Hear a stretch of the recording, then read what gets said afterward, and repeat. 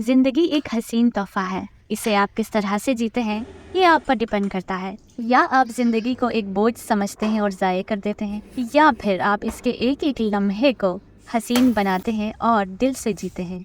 और आज मैं आपके साथ अपनी ज़िंदगी के कुछ ऐसे लम्हात शेयर करूंगी जो मुझे उम्मीद है आपको मोटिवेट करेंगे कि किस तरह से अपने वीकेंड्स को हैप्पी और प्रोडक्टिव बनाया जा सकता है।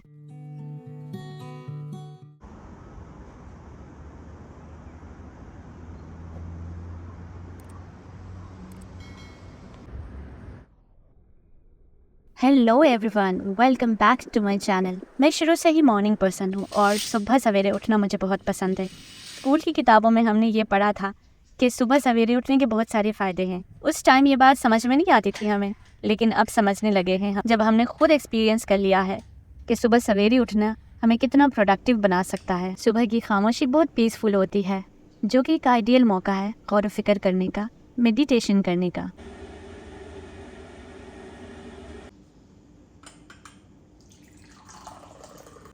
यहाँ पर सर्दी रोज़ बरोज़ बढ़ रही है और मैं अपने आप को गर्म रखने के लिए सुबह सवेरे एक कप चाय पी लेती हूँ या फिर एक गिलास गर्म पानी।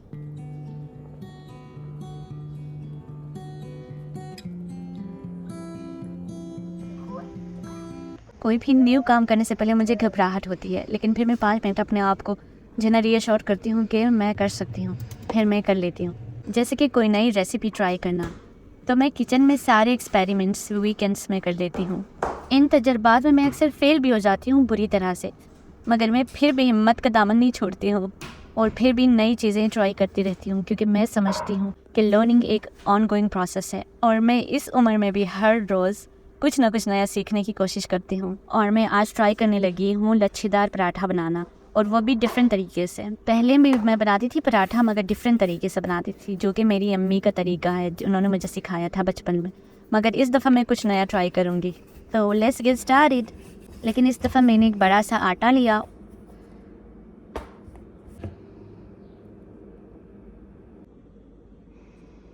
उसको 4 पीसेस में डिवाइड किया इस तरीके से,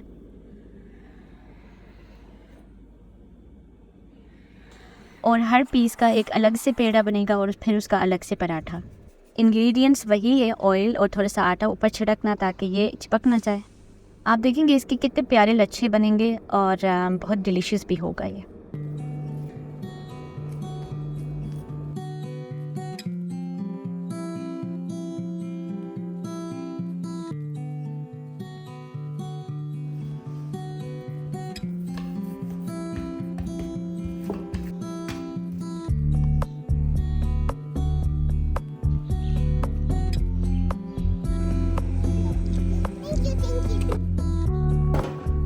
पराठे के साथ हम सब चाय पीना पसंद करते हैं, तो इस तरह चाय भी बन रही है साइड पे। और अब आ गई है पराठों को तलने की बारी।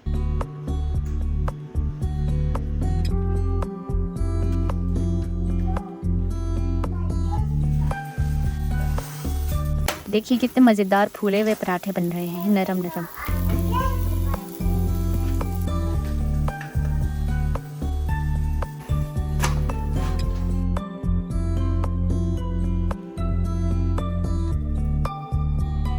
अगर आपके पराठे में ऐसे लेयर्स बन गए हैं, तो इसका मतलब है आप लच्छेदार पराठा बनाने में कामयाब हो गए हैं।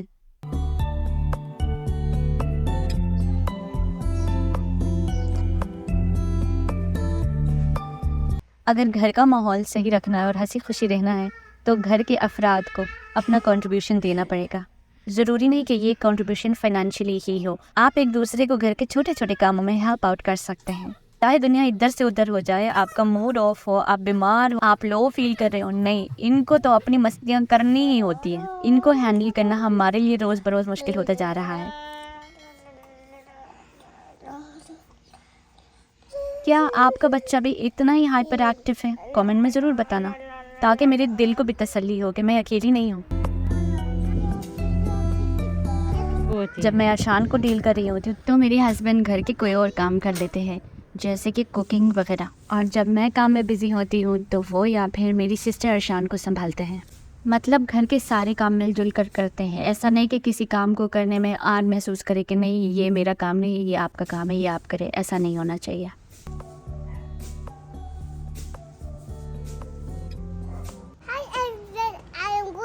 vlogging.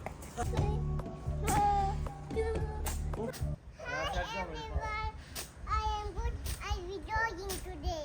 Assalamualaikum warahmatullahi wabarakatuh. Mama गरीब हम उसको stand on the ladder. बच्चे के लिए सबसे अहम उसके माँ बाप होते हैं, क्योंकि आपकी ज़िंदगी में तो बहुत कुछ है एंगेज होने के लिए, लेकिन आपके बच्चे की ज़िंदगी में सिर्फ आप दो ही हैं। उनकी कुल कायनात आप ही है, तो उनके साथ क्वालिटी टाइम स्पेंड करें।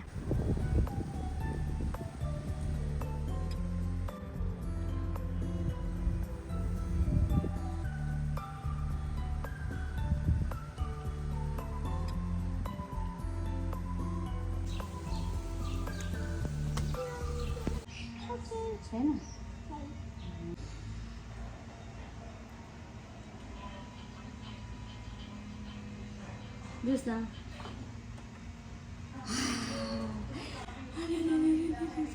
और आज हम करने लगे हैं हैंड्स एंड फीट पेंटिंग, जिससे अर्शान अपने हाथ और पाँव बनाएगा, जिससे अर्शान के फाइन मोटर स्किल्स डेवलप होंगे और आर्टिस्टिक स्किल्स भी डेवलप होंगे। अभी आपने नोटिस किया होगा अर्शान को होल्ड नहीं है ब्रश के ऊपर, लेकिन जैसे ये प्रैक्टिस बढ़ेगी तो ब्रश को अच्छे से पकड़ना भी सीख लेगा। This is beautiful.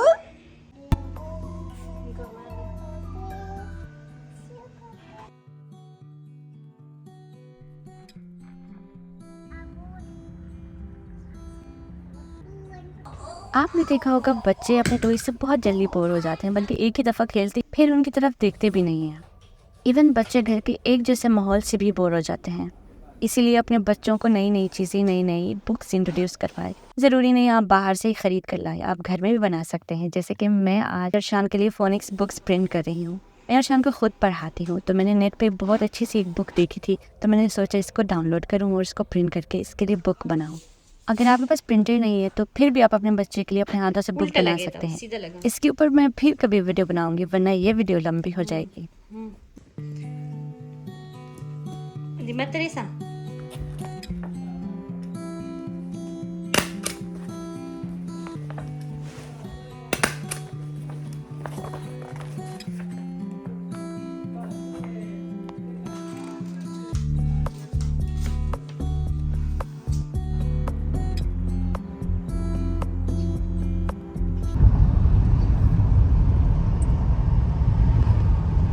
बच्चों के साथ आउटिंग करना बहुत ज़रूरी है।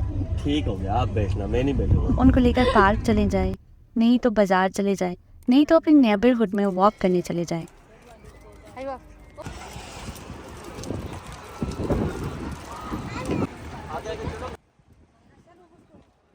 उनके साथ बाहर टाइम स्पेंड करने का अपना मज़ा होता है, जिससे आप मेमोरीज बना सकते हैं। ये बच्चे के मेंटल हेल्थ के लिए और आपके मेंटल हेल्थ के लिए बहुत ज़रूरी है। तो इसके लिए आज हम अर्शान को लेकर एक मेले में जा रहे हैं, जहाँ हम अर्शान को झूले में बिठाएंगे और उसको बहुत एंजॉय करवाएंगे।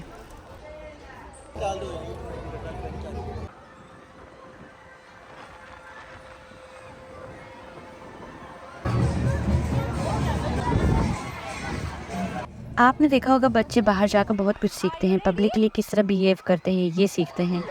बच्चों को एक्सपोजर ना देने की वजह से बच्चे इंट्रोवर्ट हो जाते हैं और बाहर के माहौल में जाकर अक्सर बच्चे घबरा जाते हैं, जिसकी वजह से बच्चे ना लर्निंग करते हैं ना एंजॉय कर पाते हैं।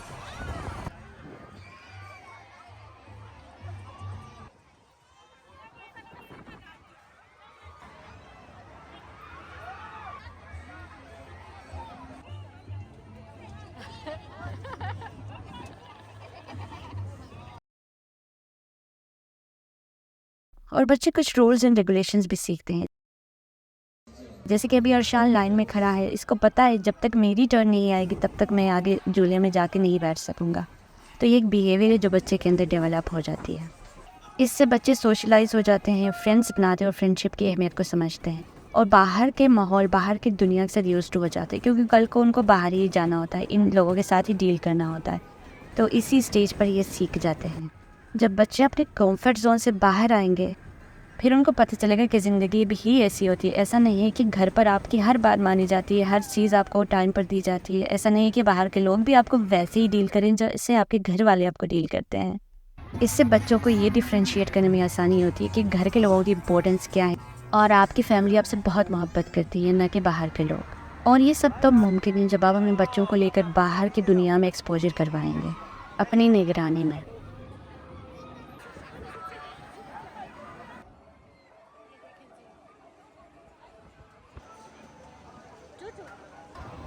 अरशान के हमारी ज़िंदगी में आने से पहले मैं बहुत ज़्यादा ब्रेव होती थी, मैं बहुत एडवेंचर्स करती थी।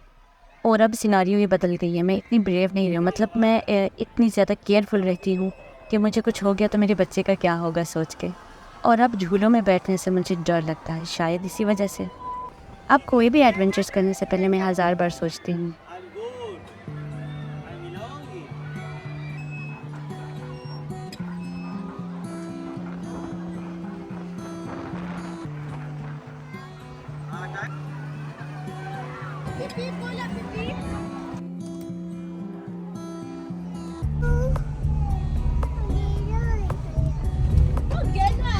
इस वीकेंड पर मैंने सोचा मैंने काबुली पुलाव बनानी ही है। पुलाव तो हम बना देते यखनी पुलाव, पंजाबी यखनी पुलाव वगैरह, मगर कभी काबुली पुलाव नहीं बनाए। इतना कोई ख़ास नहीं बना था, लेकिन गुजारा किया जा सकता है।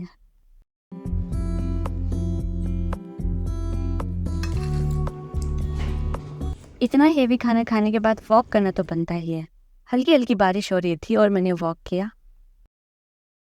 मगर जो कि ये आखिरी एक्टिविटी नहीं है, एक और एक्टिविटी भी है, बेड टाइम विद अरशान, वो भी आपके साथ शेयर करना है। फाइनली हमारे लॉन्ग वीकेंड का इख्तिताम हुआ चाहता है और ये इख्तिताम हम रीडिंग बुक से करेंगे। आपको पता है बच्चों के साथ आप रीडिंग करते हैं तो उनके अंदर रीडिंग हैबिट बढ़ता है और मोहब्बत उनकी किताबों के साथ और ज़्यादा बढ़ जाती है। जाहिर है बच्चों के साथ कोई ग्रीक फिलोसफी की किताबें तो पढ़ी नहीं जा सकती, तो स्टोरी बुक ही हमने सेलेक्ट किया। और अरशान स्टोरीज बहुत पसंद करता है, उसको मेरी नानी वाली स्टोरीज बहुत पसंद है। मैं उसको अपने बचपन के नानी के साथ रहने वाली सारी स्टोरीज सुनाती थी, कुछ एग्जैजरेट करके सुनाती थी ताकि उसको इंटरेस्टिंग बनाऊं। और अरशान मुझे रोज़ कहता है कि अपनी वावी की कहानी सुनाओ, हम नानी को वावी बोलते थे। तो इसी तरह एक परफेक्ट वे था अपने बच्चे के साथ एक बुक को रीड करते हुए दिन का इख्तिताम करना। उम्मीद है आपको पसंद आई होगी ये वीडियो।